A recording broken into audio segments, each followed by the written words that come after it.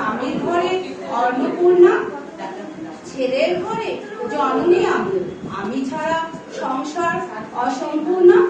আমার থেকে আপন করতে আর কি কেউ পারে? বাপের ঘরকে ছেড়ে এসেও পরকে বাঁধি ঘরে। গোত্র থেকে গোত্রান্তরে যদিও আমি হই, তবু যেন জননী রূপে সকল দুঃখ সুখ। জগৎমাতা সেও নারী, নারী জগৎ আসতে, নারী হল এ জগতে সবার জন্মদাত্রী। পুরুষতান্ত্রিক সমাজ তাই পুরুষকে বড় করে, জেনে রেখো সেই পুরুষকেই নারী গর্ভে ধারণ করে। মহাকাল আমার পদতলে শাসিত চিরকাল।